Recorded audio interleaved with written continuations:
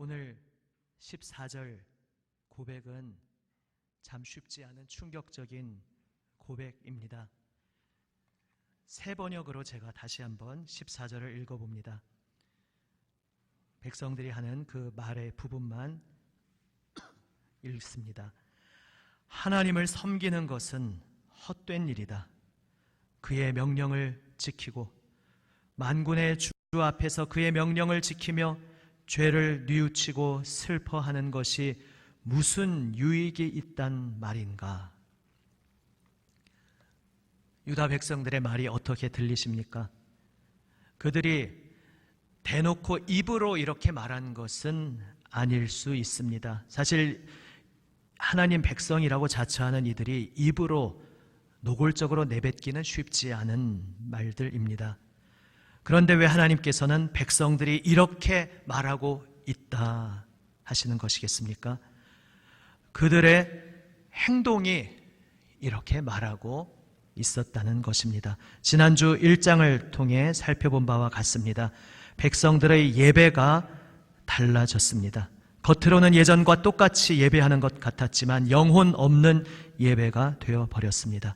하나님을 더 이상 내 인생의 가장 소중한 존재로 고백하는 그러한 행동, 그러한 삶으로 살지 않고 있었습니다. 내 인생에서 시간이 있어야, 힘의 여력이 있어야 하나님을 섬길 수 있다고 그들은 생각하고 그렇게 행동하고 있었습니다. 그래서 그들은 계속해서 말합니다. 15절 말씀을 이번에는 제가 메시지 성경 번역본으로 읽어봅니다. 하지만 자기 인생을 제 마음대로 사는 자들은 행운하다. 법이란 법은 모두 어기며 살아도 잘만 산다. 하나님의 한계를 시험하는데도 그들은 별탈 없이 잘 산다. 이 백성들의 탄식에서 드러나듯이 우리 하나님을 믿고 걸어가는 길에서 우리가 경험하는 어려움이 바로 이 대목에 있습니다. 우리 생각에는 하나님 앞에서 신실하게 사는 이들에게는 즉각 눈에 보이는 보상이 주어지고 악을 행하는 자에게는 즉각 심판이 임해야 한다고, 그래야 마땅하다고, 그것이 정상이라고 생각하지 않습니까? 그래야 주님을 믿으며 주님 따라 걸어갈 맛이 좀 나지 않겠습니까? 그런데 눈앞의 현실은 그렇지 않게 보인다는 것입니다. 그래서 낙심합니다.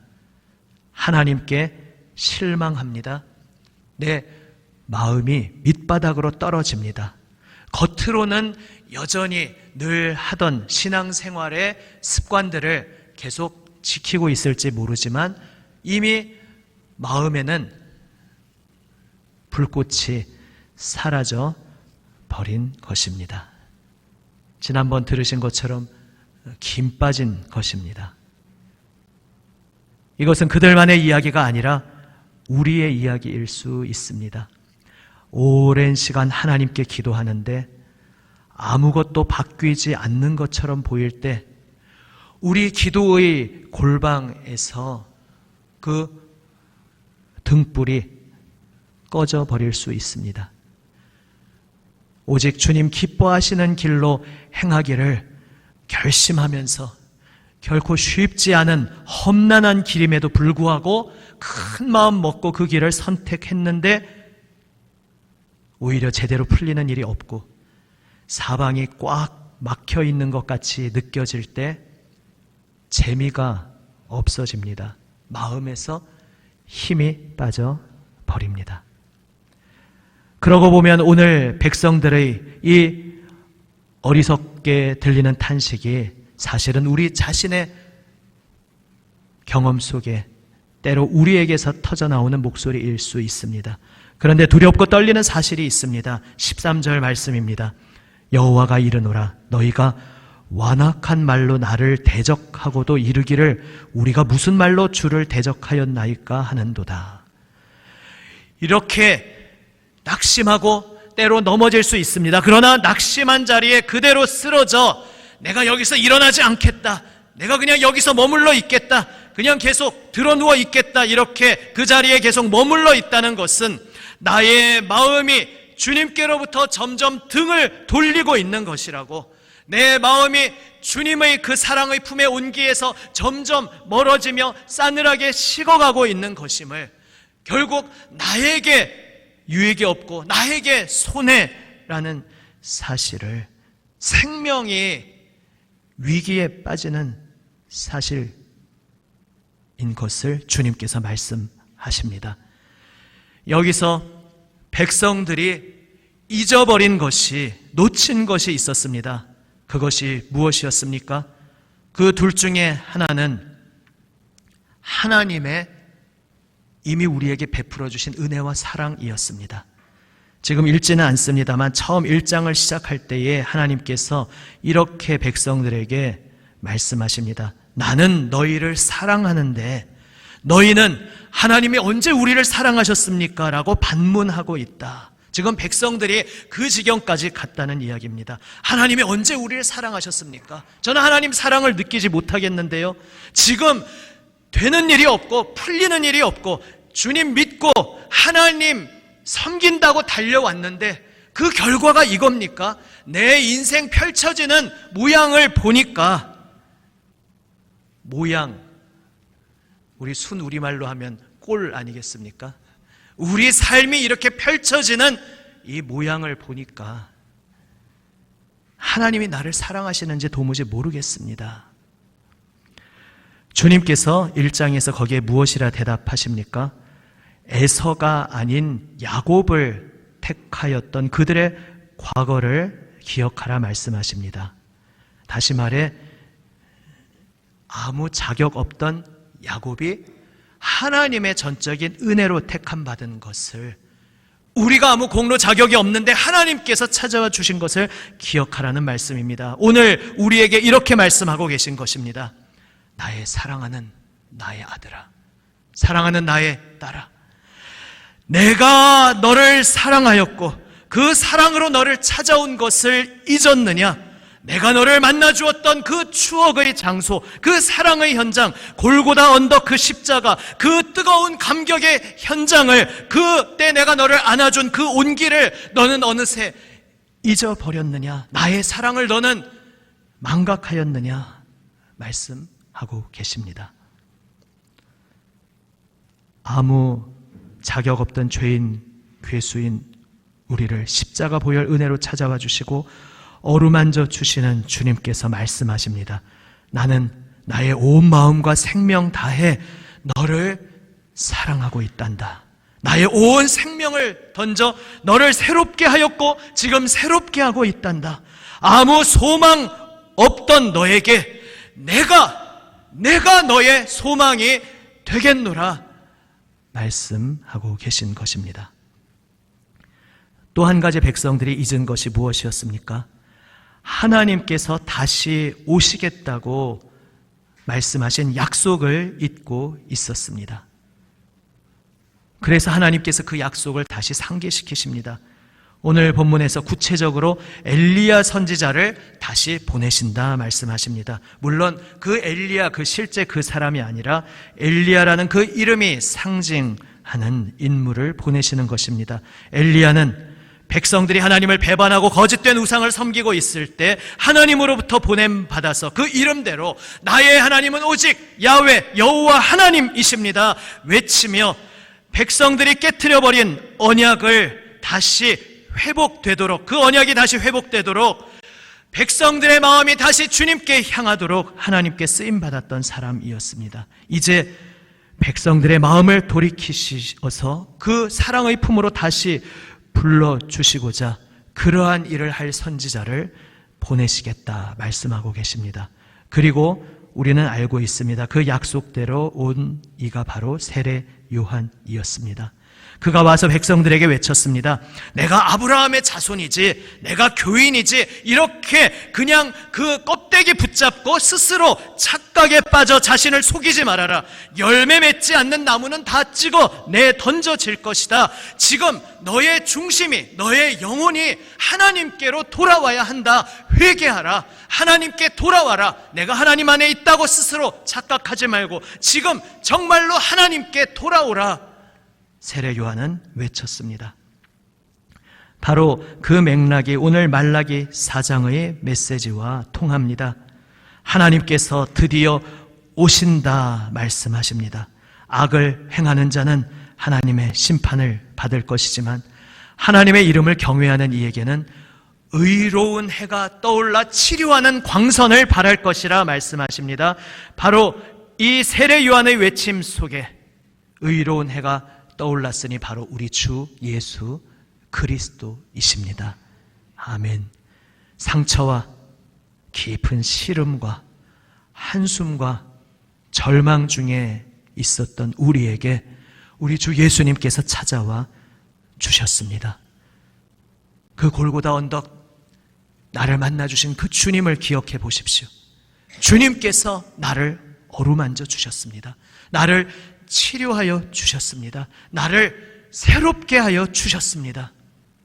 무익한 길에서 방황하고 있었던 우리들이었지만 이제 그 모든 것들을 다 뒤로 하고 다 손에서 내려놓고 주님께 나아가기만 하면 무한한 자비로 용서하시고 끌어안아 주시고 그분의 영으로 우리를 새롭게 하여 주시겠다 말씀하셨습니다. 그래서 세례 요한은 예수님의 앞길을 준비하며 외쳤습니다. 나는 지금 물로 세례를 베풀지만 내 뒤에 오실 그분은 그리스도, 그분은 성령으로 세례를 베푸시리라.